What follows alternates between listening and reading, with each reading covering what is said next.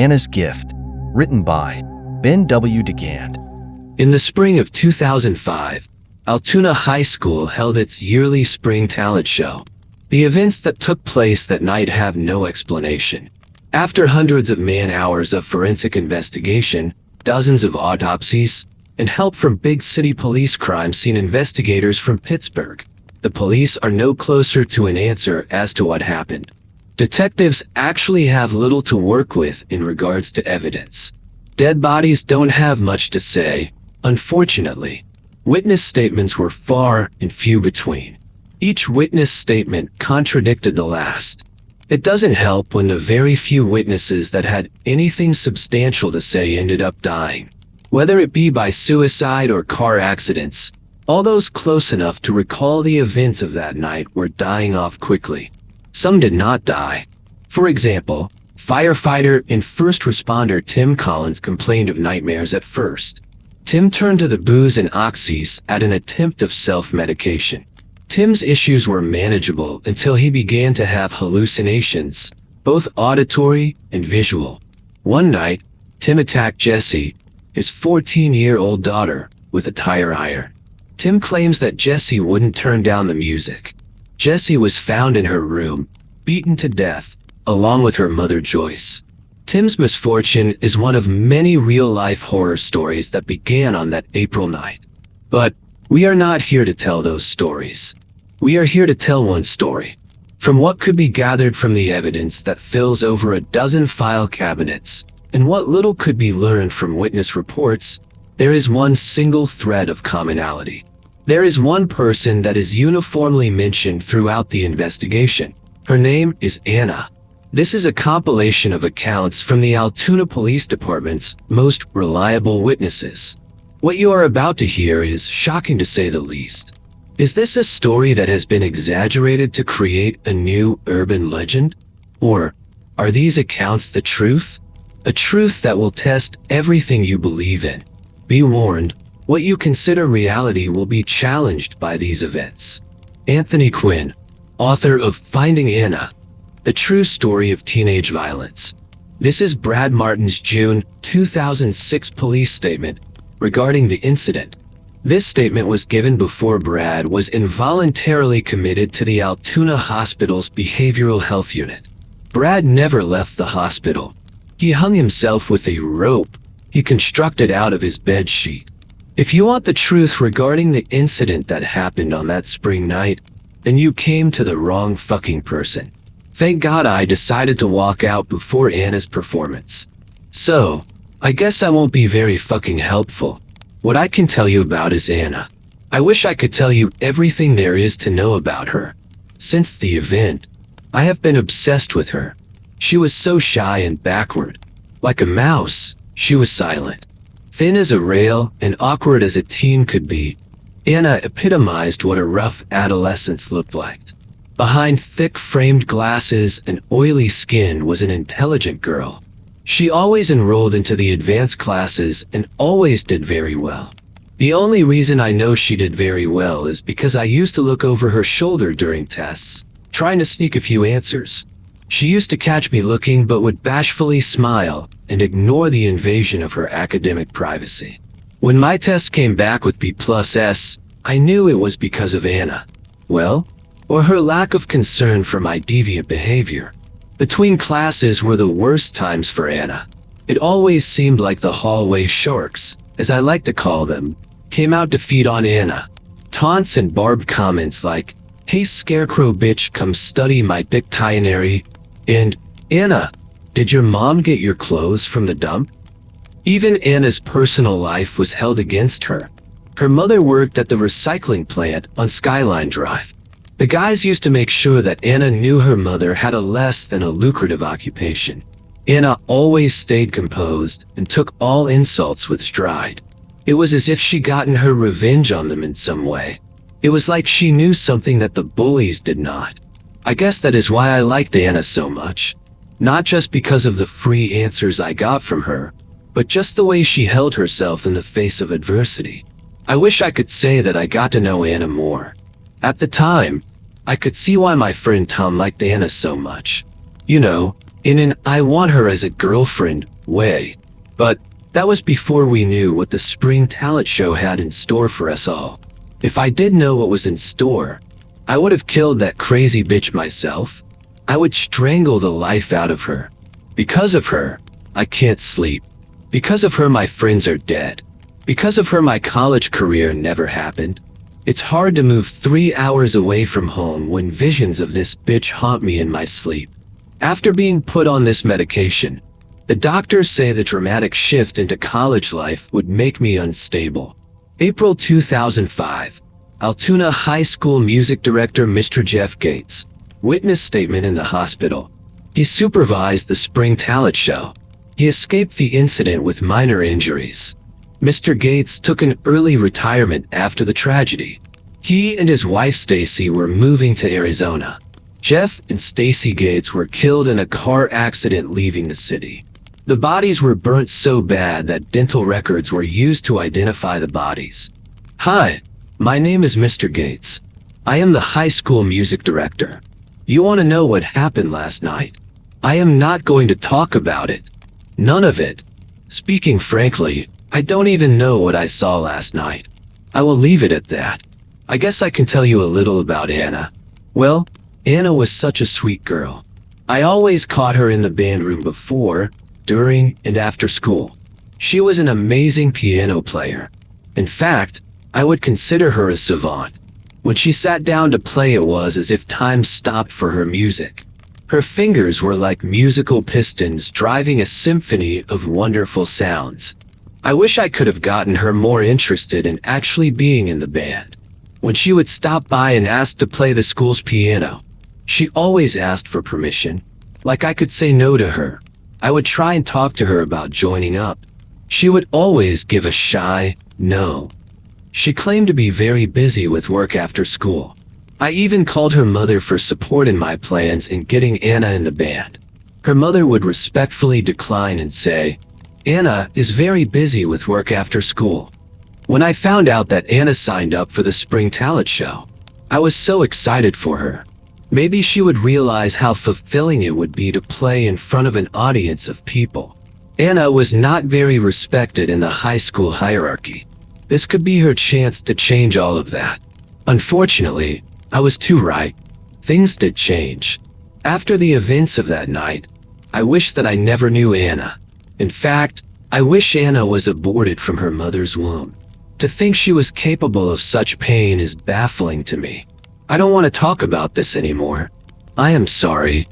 Assistant Athletic Director Jim Caberti's police statement taken 2 weeks after the incident. He quit his job as the Assistant Athletic Director. Over the years, he was a regular at the police station's drunk tank. He is always talking about Anna's music in his slurred drunk stupors. It is safe to say that Jim's scared fatty liver would have killed him if the .45 caliber bullet to the head did not. Jim committed suicide in the spring of 2008. I was the assistant athletic director at the time. Somehow, I was asked to be a chaperone the night of the spring talent show. Something about staff members being more active in student activities. I was really annoyed because the Pins game was on that night. But hey, what can I do? The talent show started like every other lame talent show that has ever graced a high school auditorium. First, Susan McMahon did a cover of Katy Perry's latest hit. More like a hit to the head by the way she was singing. It was proof that not every child is a talented American Idol contestant, no matter what mommy and daddy say. There were comedy acts, dance routines, and one kid even tried magic.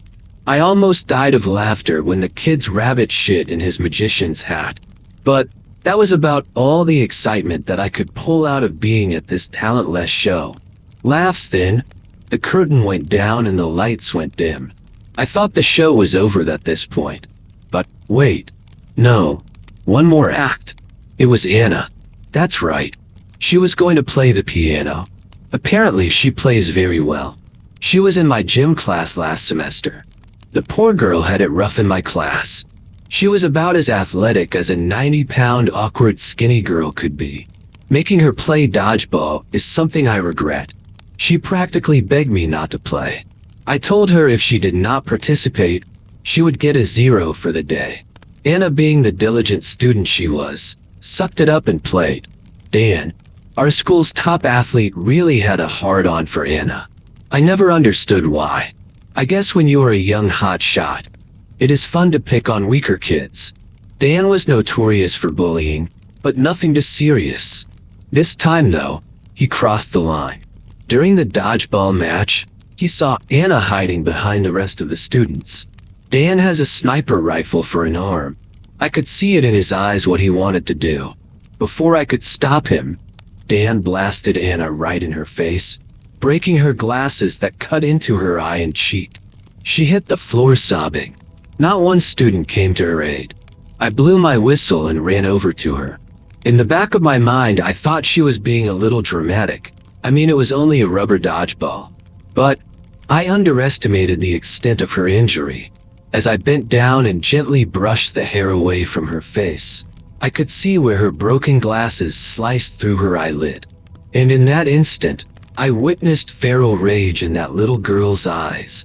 In all my years of coaching, I have never seen a look of such intensity and rage in the eyes of a student. I tried to help her up. With surprising force, she slapped my hand away and ran off into the girls' locker room. Before she got to the locker room, she turned around and gave a very odd smile.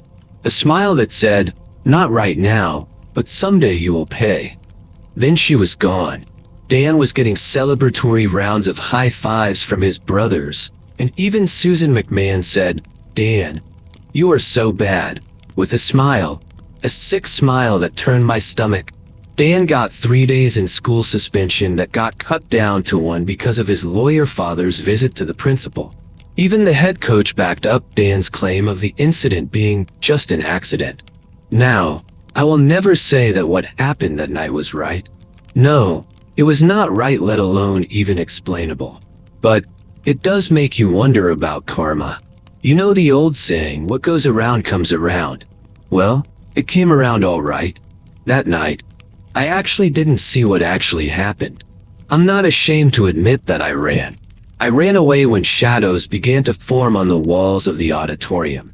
I'm not going to talk about this anymore. If you want to get the gory details, go somewhere else. Isn't it time we stopped talking about that night? This is the only audio recording of a police interview from a surviving student. His name is Tom. Tom's testimony is the only direct recreation of the events that night. This version of the story, though greatly debated, is considered what actually happened that night. Tom was blinded during the incident that night. Tom has been to several entomologists. No medical explanation can be given to his blindness. Tom claims his blindness is a direct result from seeing Anna's music. This delusion is probably a direct result from post-traumatic stress disorder. The grisly events are as follows. I decided to get a front row seat for Anna's performance. I was surprised at how excited I was to hear her play. Rumor has it she is amazing. To be honest, I had another agenda that night. After the show, I was going to find Anna and actually ask her out. It was painful to endure the other performers. The whole time they were on stage, I was thinking about asking her out and what she would say. If I was that nervous just thinking about asking her out, what would happen when I actually did? I wanted a pep talk from my friend Brad. But since Brad has the attention span of a typical ADHD teenage male that he is, he left, leaving me alone to stew in my own fear of teenage dating rejection. I even bought her a dozen roses. I don't care what anyone says about her, she was beautiful in my eyes. I could tell that her personality had depth, and there was a treasure trove of idiosyncrasies that made Anna. The curtain rose and the lights went dim. When Anna walked onto the stage, there were no clapping or shouted words of encouragement. In the back, I could hear Dan's big mouth saying something derogatory. I looked back at him and just shook my head in disgust. I thought to myself, someone should really shut him up someday. And that is when things started to get weird. I heard a faint whisper that said, "Is that what you want? Because I can and will make it happen." I turned to my right and said, "What?" to the kid sitting next to me. He said, "I didn't say anything, bro." And as I looked back to Anna, she was staring right at me with that smile. That inside joke smile she gives to people when they make fun of her in the halls. She then looked to the crowd, gave a graceful nod, and sat at the seat of the piano. She then began to play. There are no words to describe the beauty of the music she was making. It set my heart and mind on fire. I am far from a music expert, but what I heard sounded special. I can't put my finger on it, but there is something powerful about Anna's playing. Her music was like the waves of the ocean, violently crashing down then elegantly retracting back to the calm sea. I had a flood of emotions. I felt happiness like a child on Christmas morning, then sadness like the day of my grandmother's funeral. The emotion of the music was thick with substance. Each note was a brushstroke on a masterpiece painting. The music was so dynamic. Anna's music put me in a trance of ecstasy. There were even tears in my eyes. It was an effort to tear my eyes away from watching Anna play. I was looking at the faces in the crowd to see if my fellow students were as moved as I was. My words are still falling short describing how amazing this moment in time was. But it would seem that not everyone enjoyed the music like I did. I seen faces twisted in disgust. People were getting out of their seats in a rush. The guy sitting next to me was even clutching his ears as if this wonderful music was equivalent to nails on a chalkboard. This angered me to see people reacting like this. Actually, it fucking pissed me off. To see a girl who has been beaten down all her life and now has the power to bring people to their knees, screaming in agony. Wait, no. Anna's music gave her the power to rip them asunder, blood covering the walls. Wait, no. I'm confused. That's not what it was like. It was beautiful. It was graceful. It was death. Suddenly, the people around me erupted into a whirlwind of violence. Did something happen, like an accident of some sort, and people were fighting to escape? I heard that you can go into shock without knowing you have gotten hurt. What the fuck is going on? I turned to the guy sitting next to me to ask that very question, and he was disemboweling himself. He was looking at me with a dead-eyed grin while pulling his own intestines out. He was shouting like a madman, "Do you hear? Do you fucking hear the beautiful sounds of hell?" My knee-jerk reaction was to get up and run, but fear turned my legs to jello. I was in such a state of confusion and paralyzed by fear. I wanted to help him, but the beautiful music shoved me right back into my seat. It was like Anna's music wanted me to witness this. But why? The rational part of my brain was frantically searching for a reasonable explanation, but none were found. Could they not hear it? Were they deaf to Anna's magnificence? Was it the music that turned these people into psychos?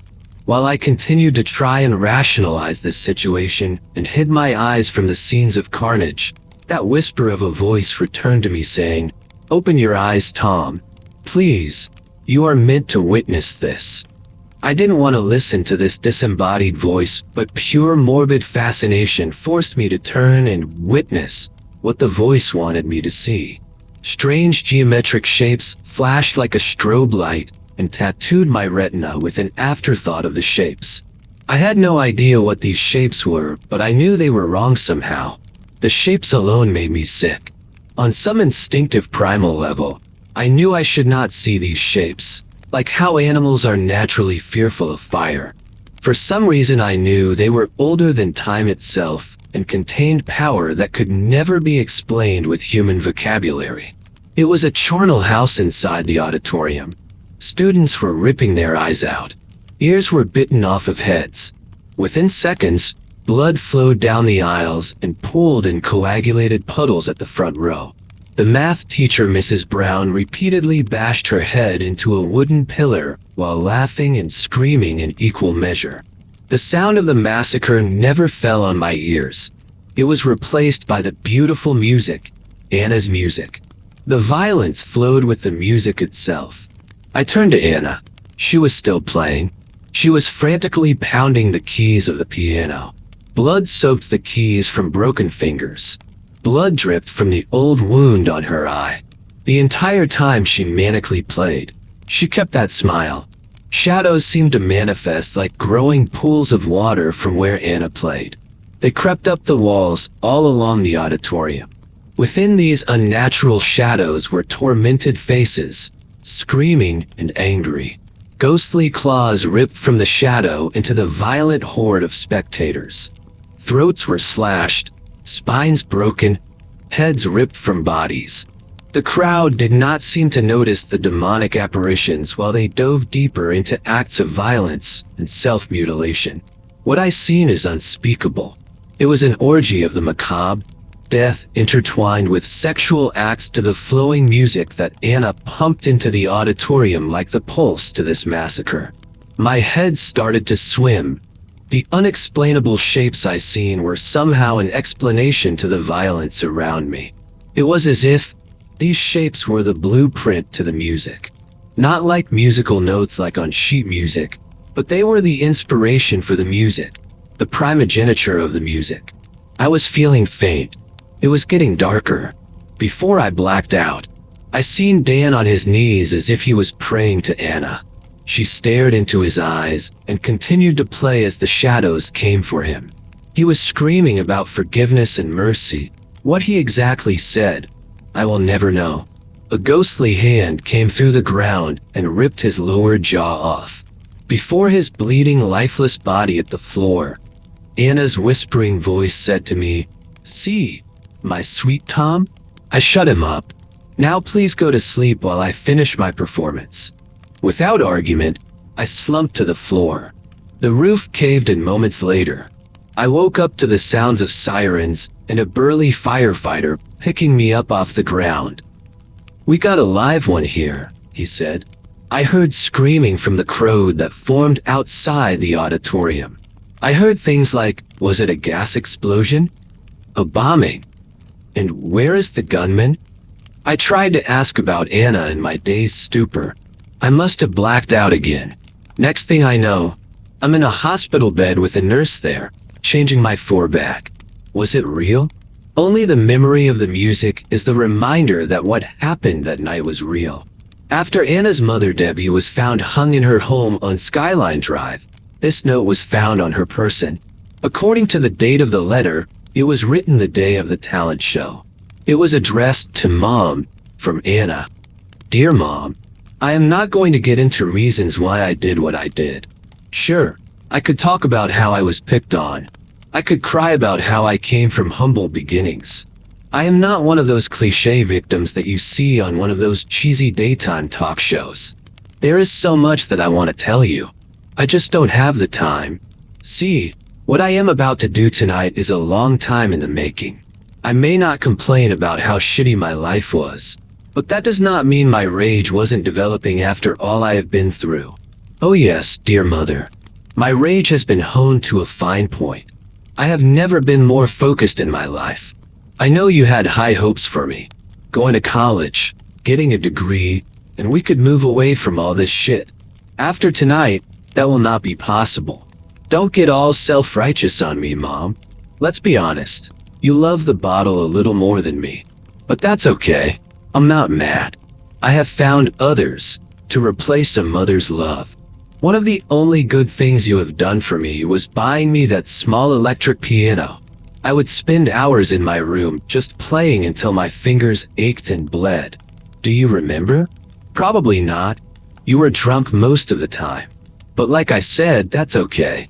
I hold no ill will towards you.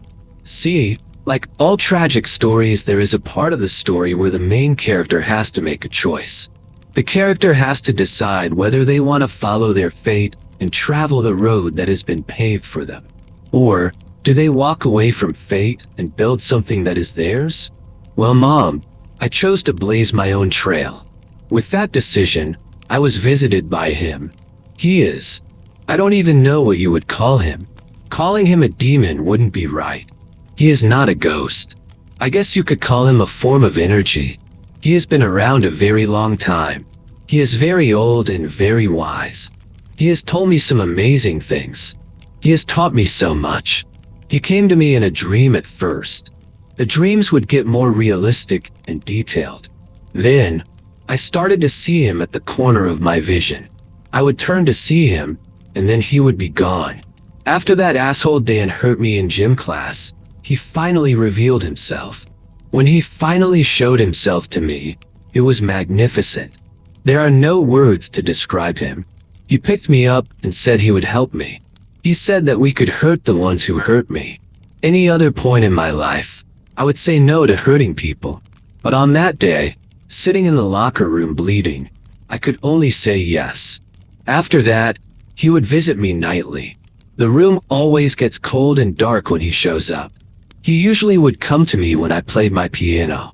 He said that I am very talented and people should hear me play. He said that I have a gift and that I should share it with the world. He told me that if I played in front of everybody, people would respect me and maybe even love me. That's why I made the decision to play in the talent show, to give everyone my gift of music. He will be there tonight. He said that he wants to see the looks on people's faces when I perform. Wish me luck, me. I have a feeling that I will not see you again. He said that if I play well tonight, he will take me with him. He wants to show me a place that is very special to him. I better practice before tonight. He said that my music will have a special sound tonight. I am so excited, Mom. Anyway, goodbye, Mom. Wish I could say more, but he said not to ruin the surprise. The following was supposed to be the opening to my book about Anna and the events that night. After recent events of my own, this has somehow become my suicide note. I have dug deep into this tragedy. In fact, I have dug too deep. For a year and a half straight, I have been searching for the truth. This truth is my nightmare. Now, for all intents and purposes, I have found the truth, or more like the gaps in this story. Actually, these truths have found me. Where did Anna learn her power? Who was this dark force that visited her? And why were all the other witnesses killed so mysteriously? I found all the answers. I even documented everything. But you will not know these truths. Some truths need never to be understood. You will not understand right now, but my death is needed so others may live. I know, you don't get it. I'm not sure if I fully do. If you find my files, please do not read them. I made the mistake of being arrogant. I was stupid enough to think that this was just another story of a teenager violently breaking under the pressure of high school life. If you are an arrogant young author trying to write the next masterpiece of the century, like me, you will regret it. If you pick up where I left off, which I know someone is stupid enough to try, you will end up just like me. What you have heard so far is just the beach, and there is an ocean of horror left to be explored. Did you think that Anna was the first? Did you? You have so much to learn and understand. The past 20 years are filled with kids like Anna. But I don't have time to explain this to you. I guess this is it. To save the lives of my family, I must fucking shoot myself in the head. My wife complained of seeing weird geometric shapes in random, everyday objects. Just like me, only a few short weeks ago. Just like Tom said during the incident. I have to go. He is here, standing in the corner, just watching me. I know what he wants and he can't fucking have it. I will do anything to save my family. I hope it isn't too late to save them. Anthony Quinn was going to be the author of Finding Anna, the true story of teenage violence. This is a promotional email for Christian Stewart's book, The Forbidden Story of Anna, The Truth That Was Denied. An excerpt from the book was included with the email. Anthony Quinn, the author of the highly anticipated and unreleased book, Finding Anna, The True Story of Teenage Violence, was found in his home with a self-inflicted gunshot wound to the head. His wife and 2 sons were found in the master bedroom. Their deaths are yet to be explained. According to autopsy results, the children died of traumatic brain injuries which caused a cerebral hemorrhage in both boys. The mother, Janet, died of a profound compression and dorsal dislocation of the brainstem. This autopsy report is the clean-cut version for the papers. What really happened? Janet bludgeoned her 2 children to death with her fists until her hands broke and somehow found the strength to snap her own neck with the same broken hands. There were strange symbols and shapes written on the wall with blood, as if some ritual occurred. In this book, I, Christian Stewart, have found the truth of Anna and the series of deaths related to the incident that night. The truth will be uncovered and fully investigated. Many authors have failed, but I, Christian Stewart, found secret documents that have never been seen before. For the first time ever, these documents will be released to the public exclusively in my book. Coming soon. Pre-order at Barnes & Noble now. Thanks for watching. Please like, share, and subscribe to listen to similar stories in future.